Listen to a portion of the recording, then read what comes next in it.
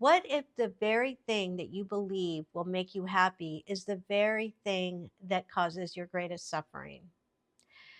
Most people think, well, if I had the perfect partner and they chose me and committed to me, then I would be happy. And a lot of people hold their happiness hostage. What if happiness isn't being blocked by the absence of love, but it's being blocked by the feeling of the sense of lack, the feeling of lack? Today, I want to share my experience with Lester Levinson's teachings, who started the Sedona method.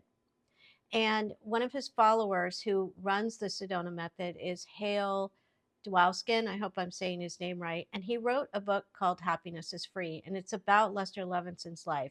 And this book completely changed my view of love, attachment, and happiness.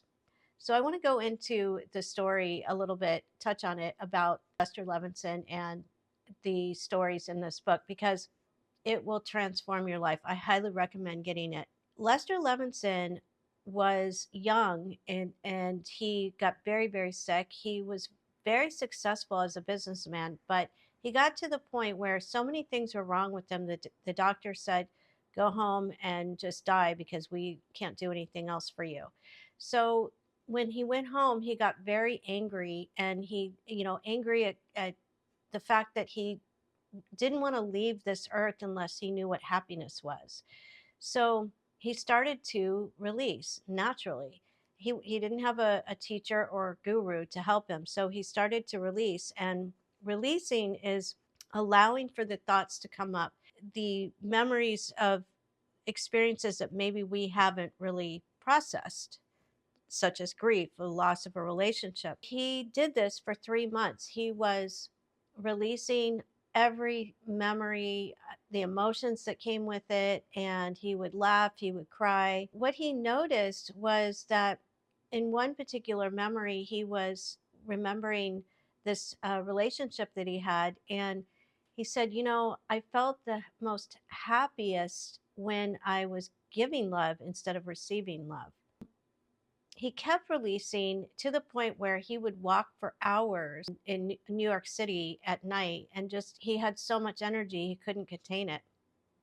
He was in the beingness. He had transformed, and he completely healed his body in 3 months. So as an energy healer, I know that, those emotions that are stored in the body can absolutely cause so much havoc, wreak so much havoc in the body. So when you release it, it's amazing how everything goes back to balance. Eckhart Tolle went through something similar. I don't think he was sick, but he went through an emotional transformation, and he wanted to kill himself. And then he, woke up one morning and was just completely in the beingness.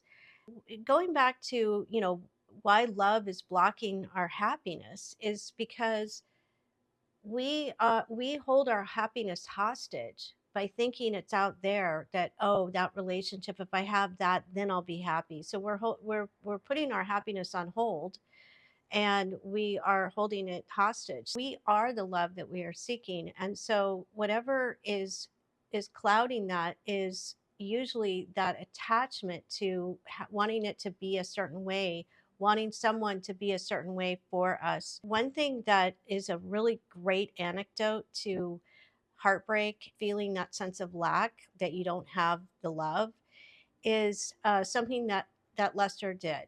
In the book, he talks about being with someone at the time. I believe he did have a partner, but just to break the habit of any kind of attachment, and jealousy, or comparing, or anything like that, he visualized his girlfriend being with his best friend, and them being happy and enjoying life together, and breaking free from the separation, the imagined separation that we think we are all separate, right? So that exercise really helped him to go deeper into the love. If you are going through heartbreak, I mean, this would be a very tall order for most people, but I know someone who did this also. When he was going through a breakup, his ex girlfriend started seeing somebody else, and I think it was somebody he knew. And instead of getting really hurt and resenting and tearing up his whole system, he turned it around. And most people, when they're going through something like that, will numb out. They will go drinking, they'll drug, do anything to distract themselves, right? But he sat and faced it. He was just like welcoming every thought and feeling, and he actually visualized them happy as well, and it broke him free of the attachment and the hurt feelings. And I know that sounds crazy and radical, but it really does work. And it's something that, if you are going through something like this, it might be worth a shot. We can't always control what the other person's going to do. We can only control ourselves. So this is the story of Lester Levinson, and the story that really moved me. And I love to read that book every once in a while, Happiness is Free, because it just it inspires me, it helps me to remember always who we really are, which is the love. That we are seeking the love outside of ourselves, and we are that love. And the intimacy, it can be so amazing if you become aware and you stop ignoring the beingness that you really are. You can release for anything you want to manifest, but the ultimate purpose of releasing is freedom. And what is freedom? It's happiness. That's our purpose, to be here, to be happy. Believe it or not, the world doesn't really support that. I just want to share this video. I was inspired to share it today. I hope that you were able to get something out of this. If you'd like to join my community, everything is in the description in the video. You can join my private Facebook group. I have a 21-day quantum love reset. You can always book sessions with me if you want to really dive in and release those subconscious thoughts and limiting beliefs about love. So I hope you like and subscribe this video.